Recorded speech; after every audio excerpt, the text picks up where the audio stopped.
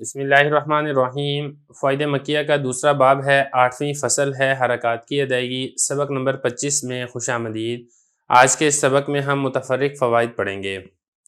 دیکھیے اس میں جو پہلا فائدہ ہے وہ مجریحہ سے متعلقہ ہے۔ سورہ ہود کے اندر آتا ہے نا مجریحہ، اسی کے بارے میں بتا رہے ہیں کہ اصل میں جو لفظ اس کا تلفظ ہے وہ را پر کھڑی زبر ہے، تو اصل میں یہ لفظ ہے مجراحہ،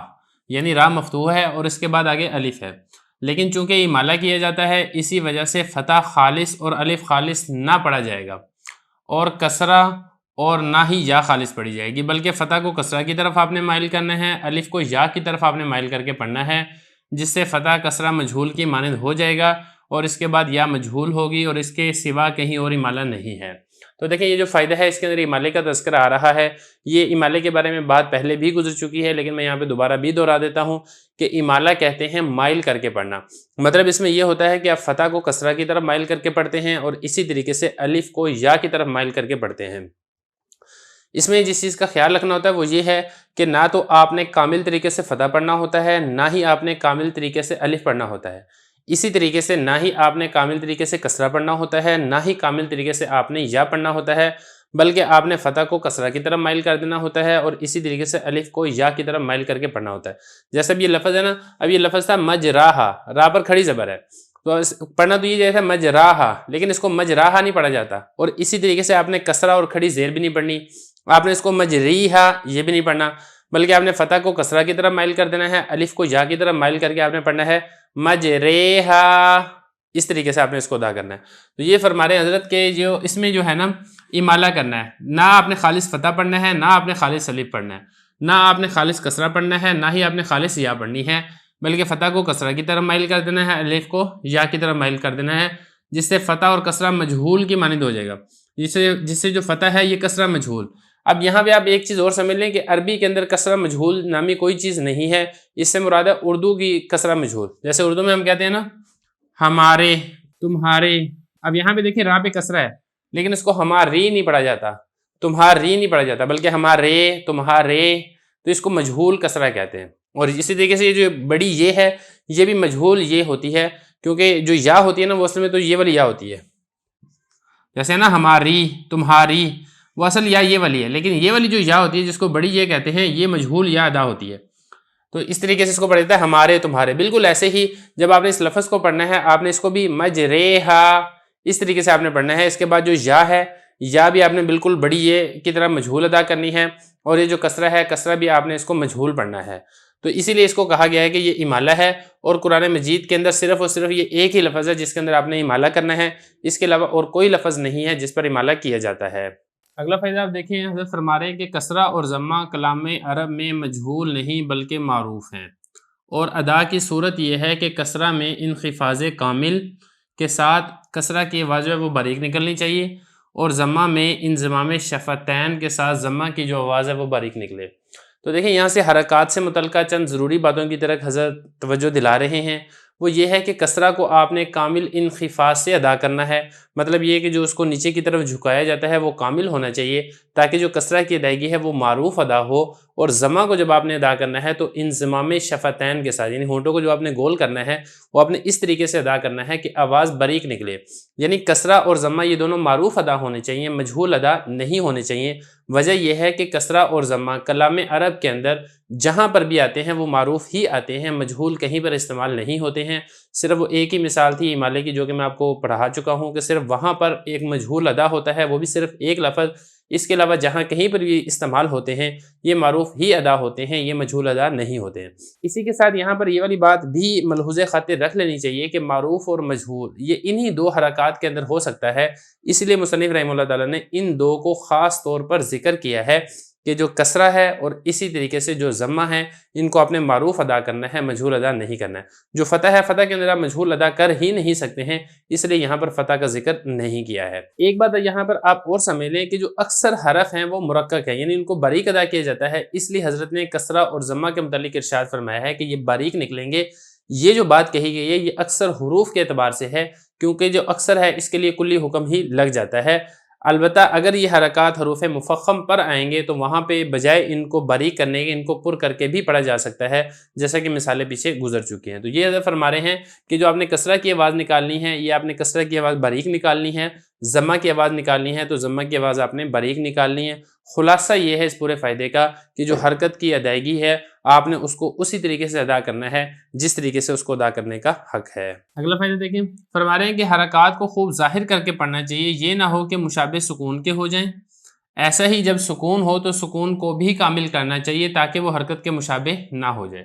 تو یہاں پہ دیکھیں جو حضرت جس چیز کے نشاندہی کرنا چاہ رہے ہیں وہ یہ ہے کہ جب آپ حرکت کو ادا کریں تو حرکت کا خوب واضح طور پر اظہار ہونا چاہیے۔ اگر آپ حرکت کو خوب واضح طور پر ظاہر کر کے نہیں پڑھیں گے تو پھر اس کے اندر اس چیز کا شبہ پیدا ہو جائے گا کہ پتہ نہیں آپ نے حرف کو متحرک پڑھا ہے یا آپ نے اس کو ساکن پڑھا ہے۔ مثال کے طور پہ آخیدہ، اب اس میں جو تین حرف ہیں تینوں حرف متحرک ہیں، تینوں کو آپ خوب واضح اور ظاہر کر کے پڑھیں۔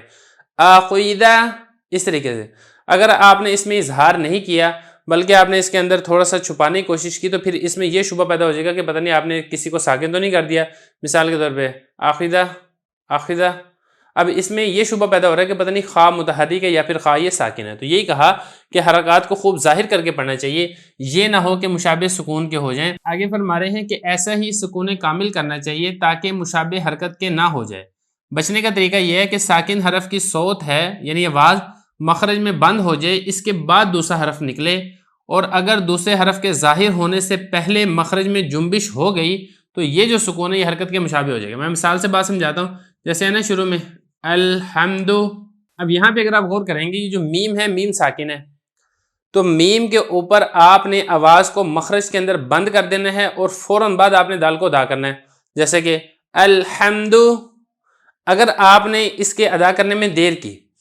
مطلب یہ کہ میم کے فوراً بعد آپ نے دال کو نہ ادا کیا، تو پھر اس کے اندر دو خرابیوں میں سے کوئی ایک خرابی لازم آ جائے گی۔ ایک خرابی تو یہ ہے کہ جو میم ہے جو مخرج کے اندر اگر آپ آواز کو بند نہیں کریں گے تو اس میں جنبش ہو سکتی ہے، جو جب جنبش ہوگی تو پھر اس میں یہ شبہ پیدا ہوگا کہ پتہ نہیں یہ جو میم ہے ساکن ہے یا پھر یہ متحرک ہے۔ اور دوسرا اس کے اندر یہ ہے کہ اگر آپ نے سکون کے اوپر تھوڑا وقفہ زیادہ کر دیا تو پھر اس صورت کے اندر مسئلہ یہ بنے گا کہ ایسا لگے گا کہ گویا کہ آپ یہاں پہ سکتہ کر رہے ہیں۔ مثال کے طور پہ الحمد، اب جب سکون آپ کریں گے تھوڑا سا زیادہ کریں گے تو پھر یہ بھی شبہ پیدا ہوگا کہ پتہ نہیں یہاں پہ سکتہ تو نہیں ہے، حالانکہ یہاں پہ سکتہ نہیں ہے۔ اسی طریقے سے کوئی اور اس کی مثال لے لیتے ہیں۔ ابھی دوسری مثال یہاں پہ دیکھیں، یہاں پہ را ساکن ہے، تو جب آپ را کو ادا کریں ایک تو یہ ہے کہ آواز مخرج کے اندر بند ہونی چاہیے اور فوراً بعد آپ نے متصل تا کو ادا کرنا ہے۔ اگر آواز کو مخرج میں بند نہیں کریں گے، آواز کے اندر تھوڑی سی جنبش پیدا ہوگی تو پھر یہ شبہ پیدا ہو جائے گا کہ پتہ نہیں را متحرک تو نہیں ہے۔ مثال کے طور پر انذرتا، ذر، یہ نہیں آپ نے کرنا۔ اور اسی طریقے سے جب آپ یہاں پہ سکون کریں گے تو فوراً آپ نے تا کو ادا کرنا ہے۔ تو یہ حضرت فرما رہے ہیں کہ جب سکون کریں تو سکون کامل ہونا چاہیے تاکہ حرکت کے مشابہ نہ ہو جائے۔ طریقہ کیا ہے؟ طریقہ یہ ہے کہ ساکن حرف کی جو صوت یعنی آواز ہے مخرج میں بند ہونی چاہیے، اس کے بعد دوسرا حرف آپ نکالیں، اور اگر دوسرے حرف کے ظاہر ہونے سے پہلے مخرج میں جنبش ہو گئی تو پھر یہ جو سکون ہے یہ حرکت کے مشابہ ہو جائے گا اور غلط ہو جائے گا لفظ۔ آگے دیکھیں، آگے فرما رہے ہیں کہ جو حروف قلقلہ ہیں اور کاف اور تا ہیں ان کے مخرج میں جنبش ہوتی ہے۔ فرق یہ ہے کہ حروف قلقلہ میں جنبش سختی کے ساتھ ہوتی ہے اور کاف اور تا میں نہایت نرمی کے ساتھ جنبش ہوتی ہے۔ دیکھیں ہم نے یہ اوپر جو پڑھا نا وہ یہ پڑھا تھا کہ جب ساکن حرف ہے تو ساکن حرف میں آواز کو آپ مخرج کے اندر بند کر دیں، آواز کے اندر جنبش نہیں ہونی چاہیے، اگر جنبش ہوگی تو پھر وہ حرکت کے مشابہ ہو جائے گی۔ تو اسی سے بتا رہے ہیں کہ اگرچہ تمام حروف کے اندر آپ نے آواز کو بند کرنا ہے لیکن چند حرف ایسے ہیں جن کے اندر آواز بند نہیں ہوتی ہے بلکہ جو جنبش ہوتی رہتی ہے آواز کے اندر۔ وہ کون کون سے حروف ہیں؟ ان میں سے ایک تو حروف قلقلہ ہیں، قاف، تا، با، جیم، دال، اور اسی طریقے سے کاف ہے اور تا ہے۔